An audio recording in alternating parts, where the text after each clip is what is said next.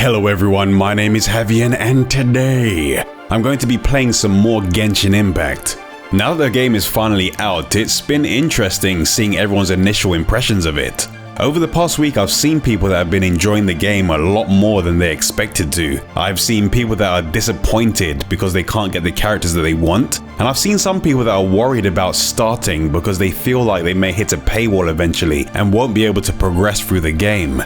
This might be because they've seen people spending a lot of money on wishes for specific characters and weapons, and it may have given you or someone that you know the impression that you need to spend money on characters in order to get through the game. But after reaching adventure rank 36 and finishing all the available story and open world content currently available, I can safely say that this game is free to play friendly, and you don't have to spend any money if you don't want to. But right now it's pretty much funded by people's desire to get characters that they want but don't actually need.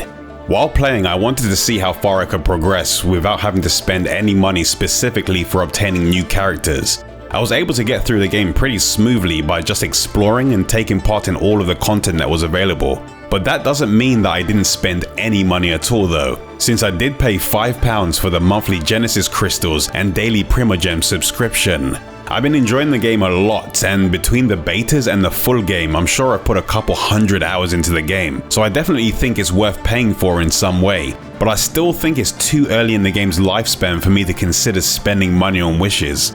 I want to see the type of content and changes that will be coming in future updates first. And honestly, I'd rather spend money on things where I know exactly what I'm getting, like on the Battle Pass or on character outfits whenever they decide to add them. There are some specific characters that I would like to have in my party, but I've been fine using the characters I got from the story or from the wishes you can do for free.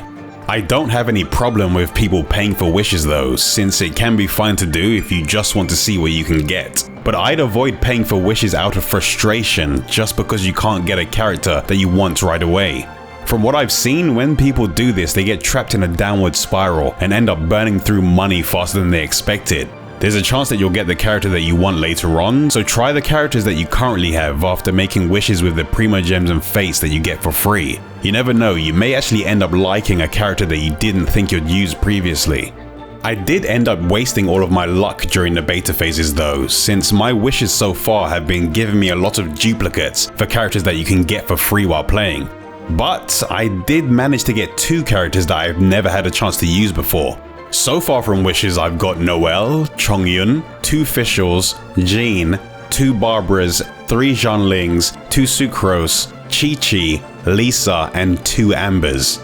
I didn't get anything that I was really looking forward to, but I definitely can't complain since I did end up with 2 5-star healers, which will help a lot in the long run. But even though they are 5-star, I mainly use my 4-star characters while playing because they're just as useful. So I wouldn't really worry too much about the amount of stars a character has. Putting together a party that works well together is more important.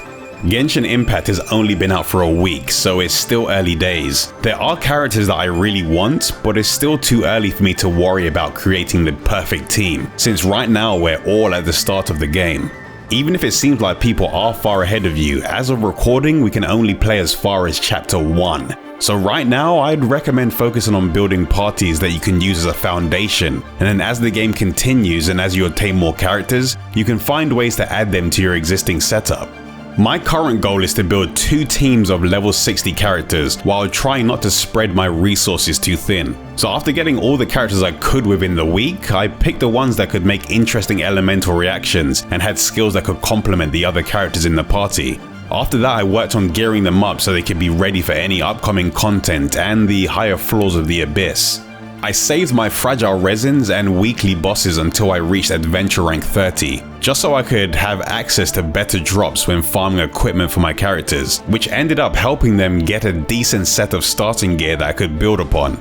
I did manage to get some good legendary equipment for a few of my characters as well, which is nice since they'll probably be useful for a while. And now that I've decided on a clear path for what I want to do with my characters, I can just save all of my Primogems until they're actually needed in a future update.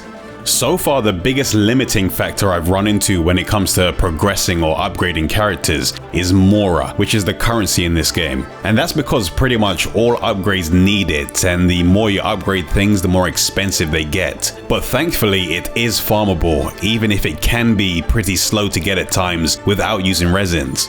The enemies in the open world drop Mora, you can find it in treasure chests, or you can trade sigils that you find while exploring for Mora in the major cities. Now that I'm done with all the currently available story content until the next update, I'll be focusing on finishing with my character upgrades, and I'll stock up on some upgrading materials just so I can be prepared for whatever may come in the future. Plus, I can finally start working on all the other Genshin Impact videos that I had planned. So if there's something specific that you want me to make a video of, let me know in the comment section below.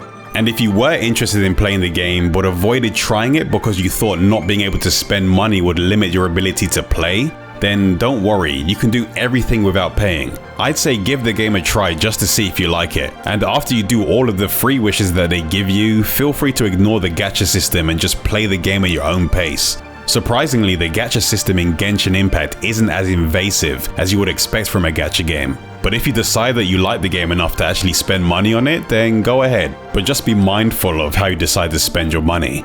If you want to discuss Genshin Impact with the community or find other people to play with, then feel free to head over to my community Discord server.